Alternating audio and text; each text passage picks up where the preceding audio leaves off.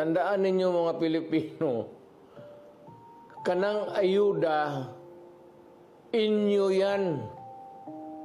May, Diyos ko po, walang tao dito sa Pilipinas o milyonaryo man o bilyonaryo na magbigay ng pera baski 1 peso sa inyo. Walang taong magagawa ng lalo lang yung mga mayaman. Yang binibigay ng mga politiko, milyonaryo man o mahirap, hindi nila pera yan, pera ninyo. Kaya kung may problema ang bayan, tapos ang isyo na sa harap ninyo, you are made to choose in either referendum or plebiscite,